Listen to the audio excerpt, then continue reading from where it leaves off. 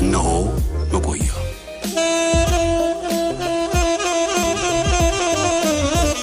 በመቆያችን እናቆያችሁ።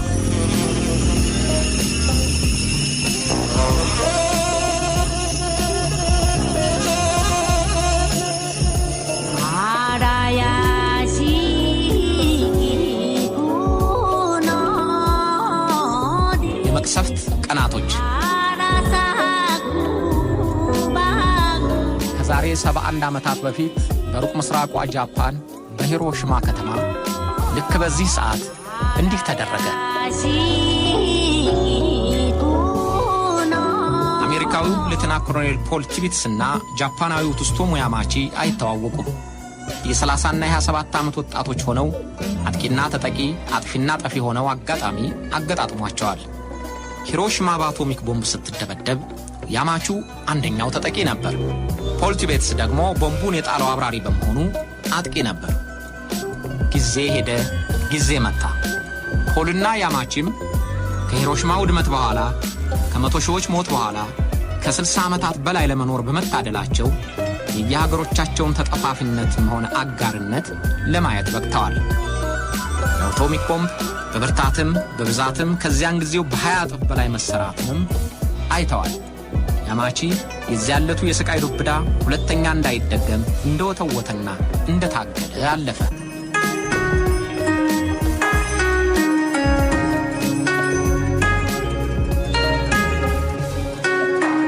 ሐምሌ 30 ቀን 1937 ዓ.ም ሂሮሺማ በአቶሚክ ቦምብ ወደመች። በሦስተኛው ቀን ነሐሴ 30 ናጋሳኪ ጋየች። ሁሉም ነገር ተገለባበጠ። ሁለቱ ከተማዎች እንደፈረደባቸው የሰቆቃ ቋት ሆኑ። ጊዜ ሄደ፣ ጊዜ መጣ፣ ሁሉም አለፈ። ሂሮሺማና ናጋሳኪም ሁሉንም የረሱ መስለው መኖራቸውን ቀጥለዋል። በሕይወት ያሉ 250 ሺህ የሚሆኑ የቦምቡ ተጠቂዎች ግን የውግዘት ድምፃቸውን ማሰማታቸውን አልተውም። ሁለተኛ ማንም በማንም ላይ አቶሚክ ቦምብ አይጠቀም፣ ያ ቀን ሁለተኛ አይደገም ይላሉ።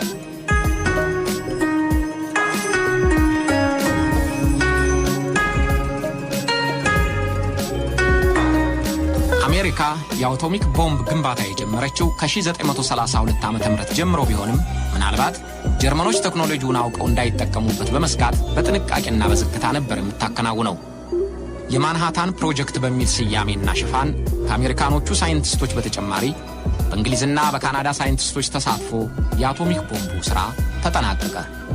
በኒው ሜክሲኮ ዳርቻ በሚገኘው ውቅያኖስ የተሳካ ሙከራ ከተደረገለት በኋላ የአሜሪካው ፕሬዝዳንትና ሥልጣኑን ከሩዝቨልት ከተቀበሉ 4 ወራት የሆናቸው ሃሪ ትሩማን ቦምቡን በጃፓን ላይ ለመጠቀም ዝግጁ።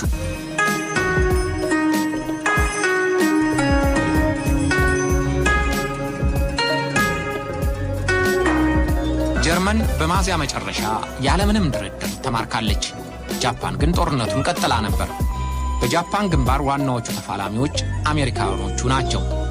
በተለይም በፐርል ሃርበር የጃፓን የባህር ኃይል መደብ የደረሰባቸውን ጉዳት አልረሱትም።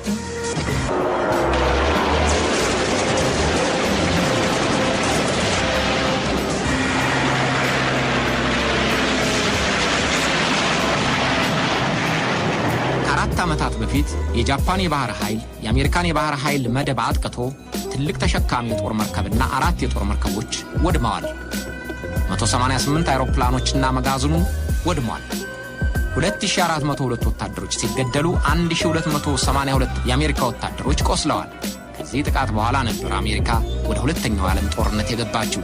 ስለዚህ ከ5000 በላይ የጦር አይሮፕላኖችና ከ3 ሚሊዮን በላይ የጦር ሰራዊት ያላት ጃፓን ተመሳሳይ አደጋ እንዳትደግምና እጇን እንድትሰጥ የአቶሚክ ቦምቡን መጣል አምነውበታል። የአቶሚክ ቦምቡ የሚጣልባቸው የጃፓን ከተሞችም በጥንቃቄ ተመረጡ። ሂሮሺማ፣ ካኩራ፣ ኪዮቶ፣ ናጋሳኪና የመጨረሻው ምርጫ ቶኪዮ ሆኑ። ሂሮሺማ፣ ካኩራና ናጋሳኪ በጊዜው የጃፓን ጦር መሳሪያና የጦር መርከብ የሚሰራ ኢንዱስትሪ ያሉባቸው የወታደሩ ስንቅና ትጥቅ የተከማቸባቸው መሆናቸውን አሜሪካኖቹ አምነዋል። በተለይ ሂሮሺማ የ5ኛው ክፍለ ጦርና የደቡብ ዕዝ ጠቅላይ ጦር ሰፈር ነበረች።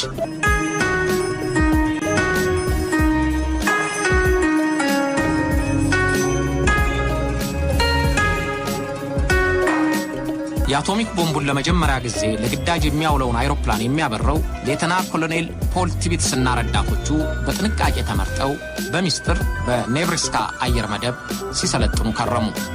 የ30 ዓመቱ ፖል ቲቢትስ በአውሮፓና በሰሜን አሜሪካ በተደረጉት ውጊያዎች ተሳትፎ ረጅም የበረራ ሰዓት አስመዝግቧል።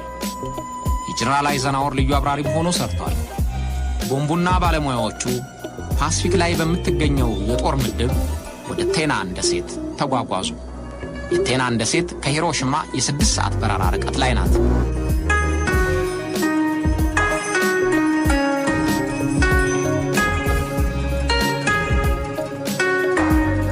አርብ ሐምሌ 30 1937 ዓ.ም ንጋት ላይ ፖል ቲቢትስ በሚያበረው ቢ29 ላይ ትንሹ ልጅ ብለው የቅጽል ስም የሰጡትን የአቶሚክ ቦምብ ጫኑት።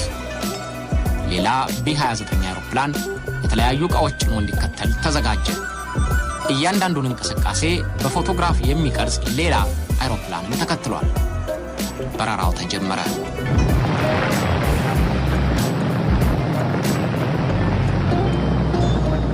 አየሩ ለበረራ የተመቸ ነበር። ሰላማዊ ውቅያኖስም በሰላማዊ እርጋታው ላይ ነበር። ቢ29 ከ12 ሰዓታት በላይ ለመብረር የሚያስችለውን ነዳጅ ጢም አድርጎ የመቅሰፍት ሞት ተሸክሞ ተንሳፈፈ። የፖል ቢ29 አይሮፕላን ወደ ሂሮሽማ አቅጣጫ አስግጎ በሚበርበት ወቅት ሂሮሽማና ነዋሪዎቿ የተለመደውን የቀን ሕይወታቸውን ለመጀመር የጠዋት ዝግጅታቸው ላይ ነበሩ።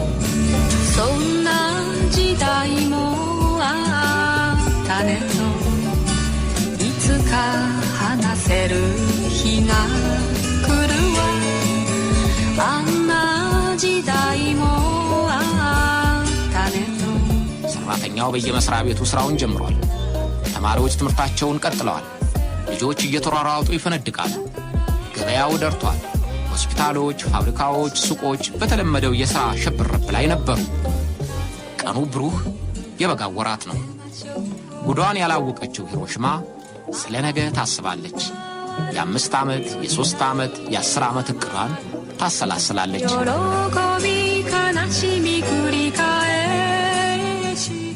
ያን ዕለት ገና በጧቱ የአደጋ ማስጠንቀቂያ ደወል ተደወለ። ጊዜው የጦርነት በመሆኑ የአውሮፕላን አደጋው ማስጠንቀቂያ ሲደወል ሁሉም ወደ መከላከያ ጉድጓድ ገብቶ ይከለላል። የጃፓኖች ራዳር ከፍንዳታው 1 ሰዓት በፊት በሩቅ ርቀት አይሮፕላኖች ወደ ደቡብ ጃፓን እየተጓዙ የመሆኑን መረጃ አስተላለፈ። እየቀረቡ ሲመጡ የራዳር ባለሙያው 3 ብቻ አይሮፕላኖች በሩቅ ከፍታ ላይ መሆናቸውን አረጋገጠ። መረጃው ሲተላለፍ ለሂሮሽማ ነዋሪዎች የአደጋ ማስጠንቀቂያ ተደወለላቸው።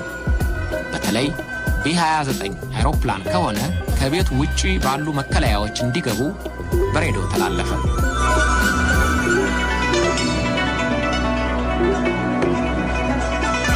ያን ጊዜ ሂሮሽማ ከጃፓን 7ኛዋ ከተማ ሆና የምትቆጠር ነበረች። ከ340 እስከ 350 ሺህ የሚገመት ሕዝብ ይኖርባታል። ከ90 ሺህ በላይ በአብዛኛው በእንጨት የተሰሩ ዘመናዊ ቤቶች ነበሯት።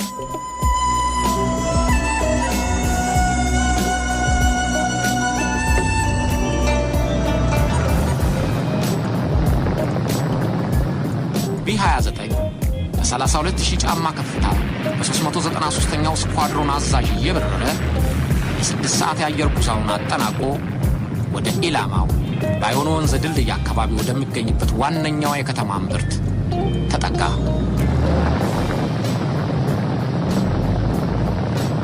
ሌተና ኮሎኔል ፖል ቲቢትስ በጃፓን አቆጣጠር ከጠዋቱ 2 ሰዓት ከ15 ከ31,000 ጫማ ከፍታ ላይ ሆኖ አቶሚክ ቦምቡ ለቀቀው።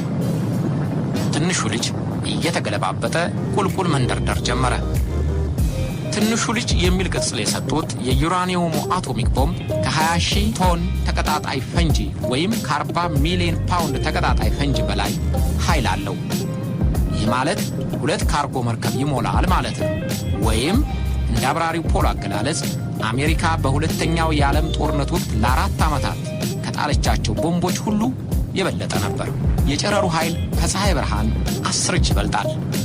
ስለዚህ ማንኛውም ያየውን አይን ለማውደምና በማንኛውም አካል ሰንጥቆ ለመግባት አቅም አለው። ትንሹ ልጅ 43 ሴኮንድ ወደ መሬት ወርዶ ከመሬት 600 ሜትር ከፍታ ላይ ሲደርስ ፈነዳ። መጀመሪያ ታይቶ የማይታወቅ ብልጭታ አሳየ። ብልጭታው ከፀሐይ ብርሃን እጅግ የበዛ ያዩትንም አይናቸውን የሚያፈርጥ ነበረ። ተከትሎ የመጣው ፍንዳታ ይህን ይመስለዋል፣ ይህን ያክለዋል ሊባል በፍጹም አይቻልም። ድምፁ ብቻ በብዙ ኪሎ ሜትሮች ርቀት መሬቷን አንቀረቀራት።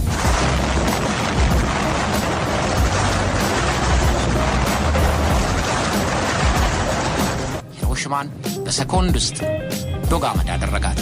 የድምፁን ኃያልነት በ32,000 ጫማ ከፍታ ላይ ሆኖ ከፍንዳታው ከ5 ኪሎ ሜትር ርቀት ላይ የሚበረው ቢ-29 እንኳ ንጦታል።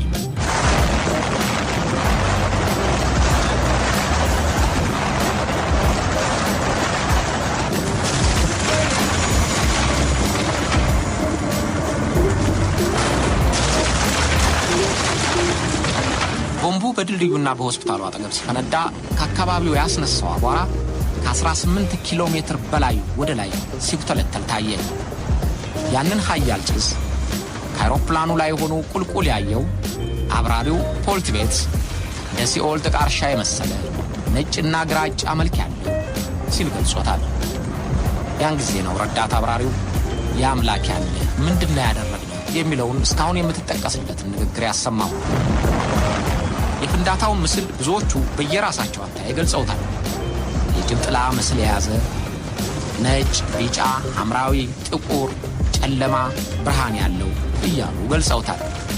የአቶሚክ ቦምቡ ከተጣለ 43 ሴኮንድ በኋላ ሂሮሺማ መዓት ወረደባት።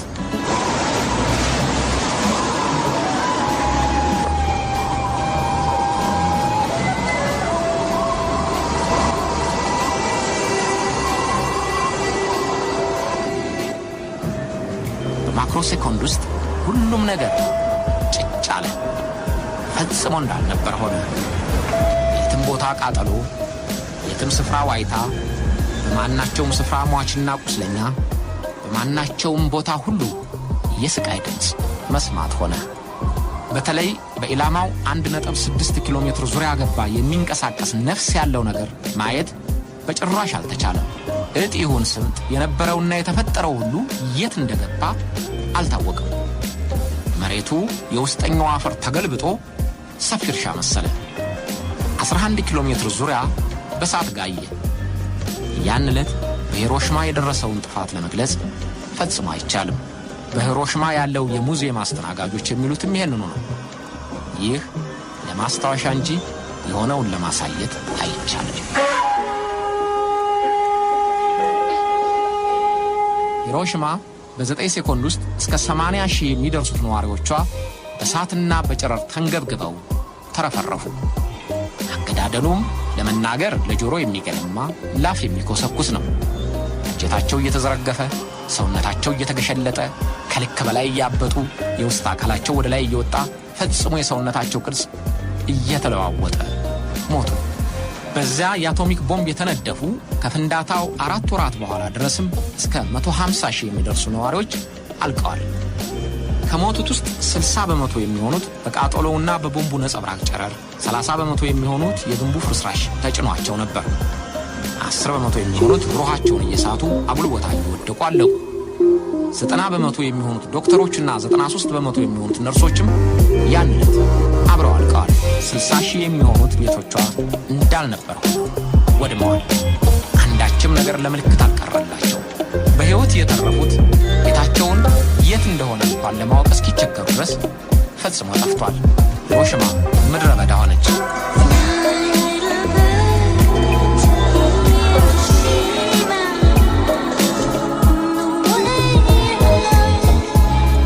ያሉት የጦር ሽማምንት የሂሮሺማ ግንኙነት በድንገትና በሚያሰጋ ሁኔታ ሲቋረጥባቸው ደነገጡ። የሬዲዮ፣ የራዳር፣ የስልክ፣ የመብራት ግንኙነት በሙሉ ጸጥ ብሏል። ሲቸግራቸው በአይሮፕላን ሰው ላኩ። ወዲያው ከቶኪዮ የሚተላለፈው ሬዲዮ አስደንጋጭ ዜና አስተላለፈ። በሂሮሺማ አንዳች ነፍስ ያለው ነገር የለም።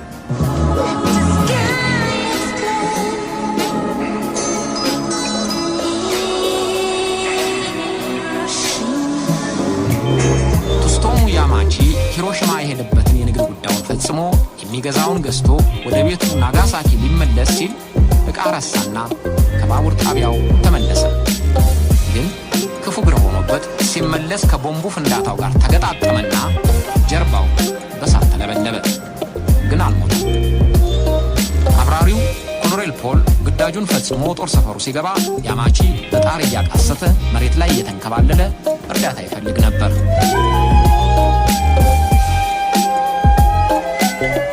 ያን ዕለት የአየር አደጋ ማስጠንቀቂያው ከጠዋት ጀምሮ ጮኸ። እኛ ልጆቹ ለአይሮፕላን ወደ ተዘጋጀውና ቦምቡ ከተጣለበት 800 ሜትር ርቀት ወደሚገኘው መከላከያችን ገባን። ብዙ ልጆች ጉድጓዱን አጣበውታል።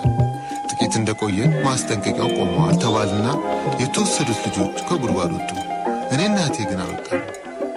እጅግ የሚያንጸባርቅ ብርሃን ታየ። ወዲያው ከማዕዘን እስከ ማዕዘን ሁሉም ነገር ወደቀ። ኃያል ሞገድ ያለው ነፋስ ተነስቶ አላቀን። ያን ጊዜ ራሴ ሳቅ።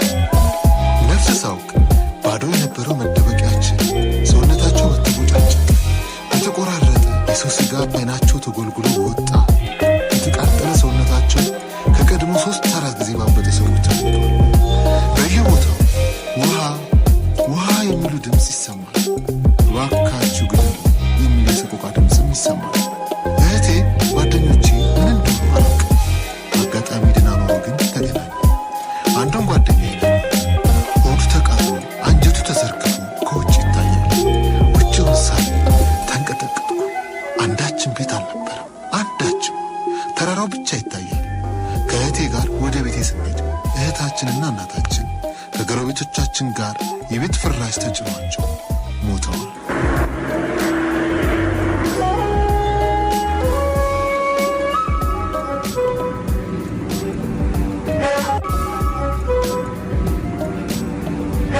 ሂሮሺማ ረፋድ ላይ ሕዝቧ ምጥጥ ብሎ ከተፈጸመ በኋላ የአሜሪካው ፕሬዝዳንት ትሩማን መግለጫ ሰጡ። በመግለጫቸው አቶሚክ ቦምቡ የተጣለው በወታደራዊ ተቋም ላይ ነው አሉ። ውሸታቸውን ነበር። ከሞተው 2/3 በላይ ሲቪሉ ሲሆን በአብዛኛው ወደመውም የሲቪሉ ንብረት ነበር። ፖለቲካ የሞራል ስሜትን እንደማትከተል የዚያን ጊዜው የፕሬዝዳንት ትሩማን ንግግር ያስረዳል። The world will note that the first atomic bomb was dropped on Hiroshima, a military base. የመጀመሪያው አቶሚክ ቦምብ ሂሮሺማ ባለው ወታደራዊ ተቋም ላይ ተጥሏል። We have used it in order to shorten the agony of war, in order to save the lives of thousands and thousands of young Americans. We shall continue to use it until we completely destroy Japan. ቦምቡን የተጠቀመበት አስቀያሚውን ጦርነት ባጭሩ ለመቅጨትና በሺና በሺ የሚቆጠሩትን አሜሪካን ወጣቶች ሕይወት ለማዳን ብለን ነው። የጃፓን አምባገነናዊ ኃይል በፍጹም እስካልተመለከተ ድረስ አቶሚክ ቦምቡን መጠቀማችንን እንቀጥላለን። We shall continue to use it until we completely destroy Japan.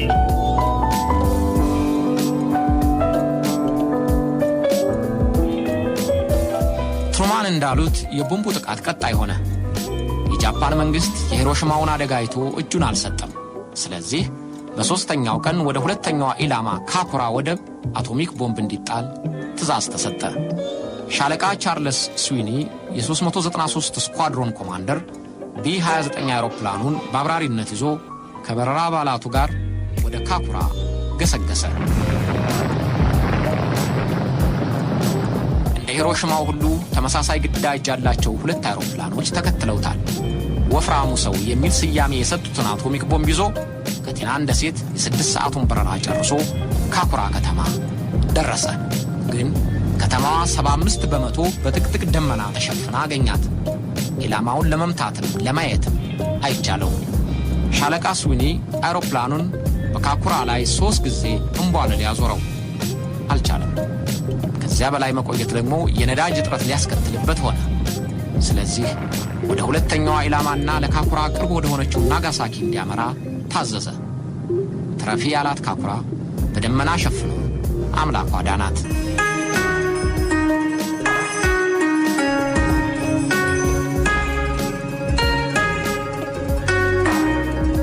ናጋሳኪ የወደብ ከተማ ናት። መርከቦች፣ ጀልባዎች፣ መኪናዎችና ታላላቅ የጦር መሳሪያ የሚሰሩ ፋብሪካዎች ተገንብተውባታል። ውብ ከተማ ነበረች ይላሉ። የናጋሳኪ ነዋሪዎች በሂሮሺማ የሆነውን ሁሉ ሰምተዋል። ሕይወታቸው የተረፈላቸው የሂሮሺማ ነዋሪዎችም በባቡርና በመኪና ተጓጉዘው ወደ ናጋሳኪ ደርሰዋል። እነዚያ ሰዎች መከራቸው አላለቀላቸው ኖሮ መከራዋን ወደምትጠብቀው ናጋሳኪ ተሰበሰቡ።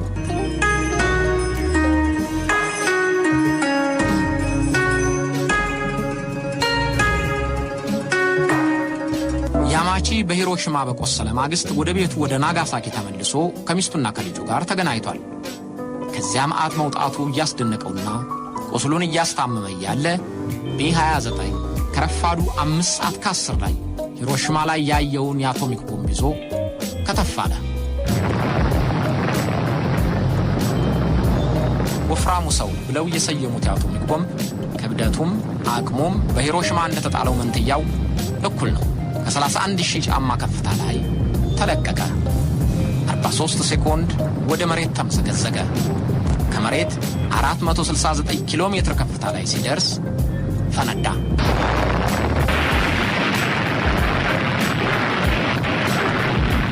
የናጋሳኪው ቦምብ ኢላማውን በጥቂት ርቀት ስቶ ሸለቆው ላይ አረፈ። በጉዳቱ ላይ ግን ለውጥ አላመጣም። የኢላማው ዙሪያ ገባ ከ1 እስከ 2 ኪሎ ሜትር ቢሆንም 3 ኪሎ ሜትር ድረስ ከተማዋን ምድረ በዳ አደረጋት። ድረስ መሬት ተገለባበጠች። ነዋሪዎቿ በነዲድ ጨረር ተንገብግበው አለቁ። ዘግናኝ እልቂት፣ ታይቶና ተሰምቶ የማይታወቅ ፍጅት፣ የሰው ልጅ ውድመት።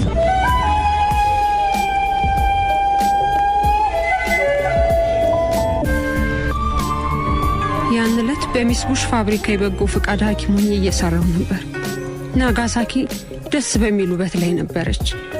በመስኮት ወደ ውጭ እያየው ነበር።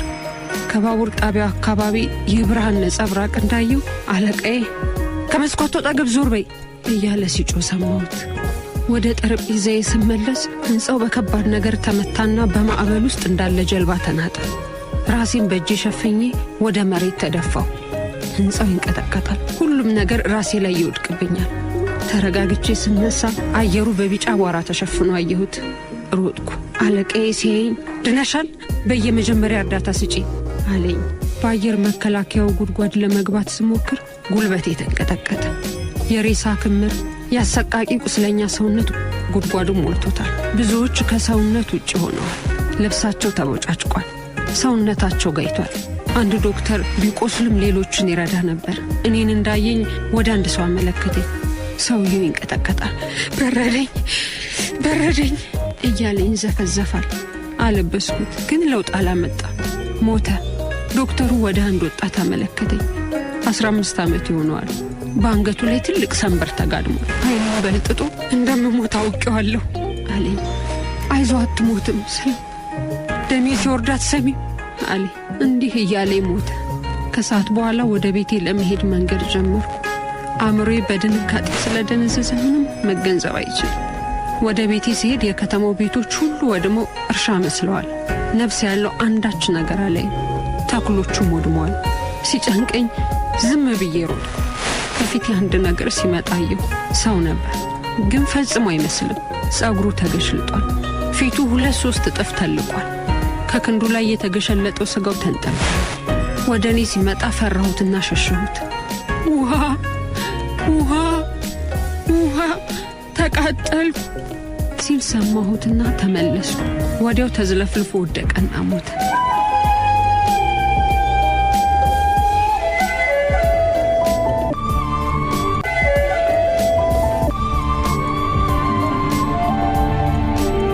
በናጋሳኪ ከነዋሪዎቿ በቀር ሸሽተው የመጡ የሂሮሺማ ነዋሪዎች፣ የአሜሪካ የጦር ምርኮኞች፣ የኮሪያና የቻይና የጉልበት ሠራተኞች አብረው አልቀዋል። ያማቺ አሁንም በታምር ዳነ። በግንብ ውስጥ ተከልሎ ሳይቆስል ዳነ። አሜሪካ የጣለቻቸው የ2 አቶሚክ ቦምቦች ጉዳት ያን ዕለት ብቻ ያበቃ አልነበረም። ጥናቶች እንዳረጋገጡት በ1 ኪሎ ሜትር ዙሪያ ገብ የተገኙ ከፍተኛ የጨረሩ ተጠቂ ሆኑ። ከ2 ኪሎ ሜትር እስከ 4 ኪሎ ሜትር ድረስ የመለስተኛ ጨረር ሰለባ ሆነዋል። የጨረር ሰለባ የሆኑት ለደም፣ ለቆዳ፣ ለአንጀት ካንሰር በሽታ ተጋለጡ። አካላተ ጎደሎ የሆኑ ልጆች እንዲወለዱም ምክንያት ሆነ። ቦምቡ ከተጣለ 5 ዓመት በኋላ በመቶ ሺህ የሚቆጠሩ ተጠቂዎች በካንሰር ህመም ሞተዋል።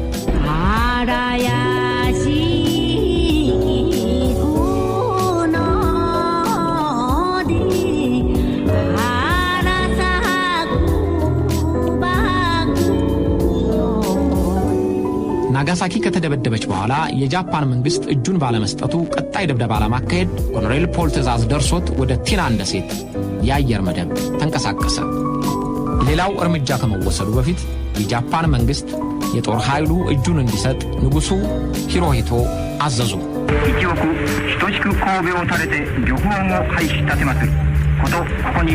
በሁላችሁም ዜጎቼ መልካም ነገር እንዲመጣ ከተሠራው ጎን የማይቻለው ችለን መራራውን እውነት ተቀብለን ጉዳቱንም ተቋቁመን ለመጪው ትውልድ ታላቁን የሰላም መንገድ መደልደል አለብን። ውሳኔው ከጦር ሚኒስትሩ ጀምሮ በአንዳንድ ወታደራዊ መሪዎች አልተደገፈም።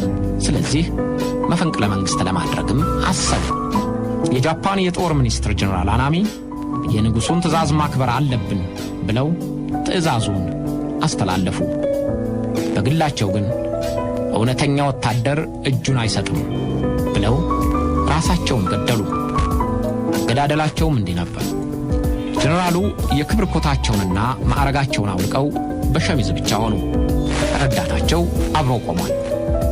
በባህላዊው የሶቡኮ ስለት በሁለት እጃቸው ይዘው በራሳቸው ሆድ ላይ ሸቀሸቁት። በፍጹም ጽኑነት የገዛ ሆዳቸውን በስለቱ ወደ ላይና ወደ ታች አበራዩት። ወዲያው ከንበል አሉ።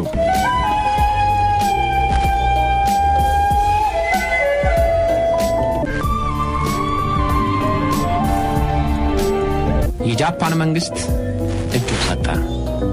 40 ሺህ የአሜሪካ ወታደሮች ሂሮሽማን ያዟት። 25 ሺዎቹ ደግሞ ናጋሳኪን ተቆጣጠሩ። የአሜሪካ ወታደሮች ጃፓን ምድር እንደገቡ በሁለቱ ከተሞች የደረሰውን አደጋ የሚዘግብ ዶኩመንታሪ ፊልም ተሰራ። በዚያ ፊልም የሰው ሥጋ ተከትፎ የሰው አካል እንደ ጥቀርሻ ተለብልቦ ቅርጹ ጠፍቶ አስፈሪ ሆኖ መታየቱ ለአሜሪካ የሚሰጠውን ግምት በመፍራት ፊልሙ እንዳይታይ ተከለከለ። የጃፓን ጋዜጦችም ስለሆነው ነገር እንዳይዘግቡ ወይም ፎቶግራፍ እንዳያትሙ ተከለከሉ።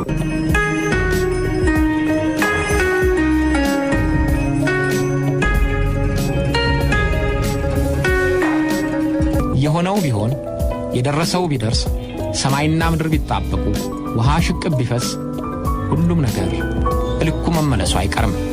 ስለዚህም ሕይወት እንደገና መቀጠል ስላለበት ቶስቶሙ ያማችና ኮሎኔል ፖል ቲቤትስም ያን ሁሉ አሳልፈው ወደ መደበኛ ሥራቸው ተመለሱ።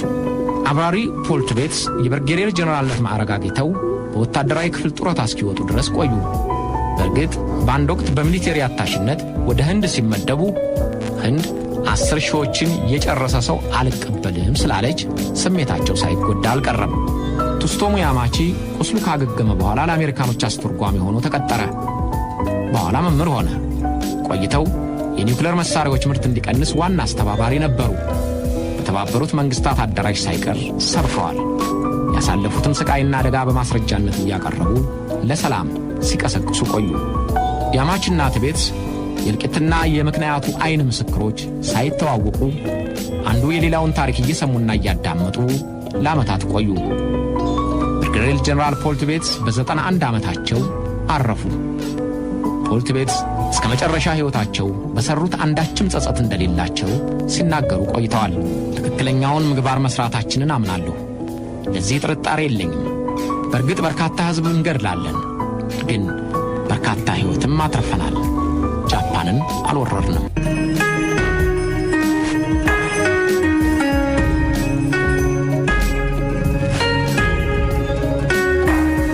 ቶስቶሙ ያማቺ በ93 ዓመታቸው አረፉ። ያማቺ ከሁለት የአቶሚክ ቦምብ አደጋ ተርፈው ዕድሜ ጠግበው ለመሞት ሲያጣጥሩም አቶሚክ ቦምብን ከምድረ ገጽ እንዲጠፋ መታገላቸውን አልተውም። የሁለት አቶሚክ ቦምብ ጨረር ተጠቂ ለመሆኔ መንግሥት ዕውቅና ሰጥቶኛል። ይህ ለወጣቱ ትውልድ የአቶሚክ ቦምብን አስደንጋጭነት ከሞትኩ በኋላም ይናገራል። ያማቺ የሞት ዕለት ከንቲባው እንዲህ አሉ። ታሪክ መስካሪያችንን አጣን።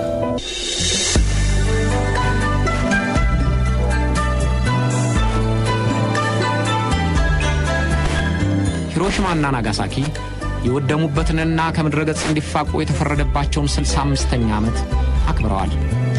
ትውልድ ይሄዳል፣ ትውልድ ይመጣል። ሂሮሺማና ናጋሳኪም እንደገና ተሻሽለው ተሰርተዋል። የውበት፣ የደስታ፣ የምቾት ከተሞች ሆነዋል። ትውልዱም የዚያለቱን ውርጅብኝ በሙዚየም መግለጫና በሐውልት ያስታውሳል።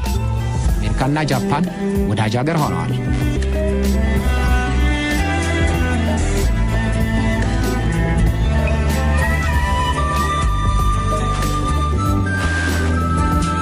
አንዳንድ ጊዜ መጠን በማይገኝለት መዓት ውስጥ እንደ ታምራት የሚቆጠሩ ገጠመኞች ይደርሳሉ። በሂሮሺማ አቶሚክ ቦምቡ በወደቀበት ዋናው ኢላማ ዙሪያ ሌላ በሕይወት ባልተገኘበት ስፍራ የ8 ዓመት ልጅ ተረፈ። እስካሁንም በሕይወት ይኖራል።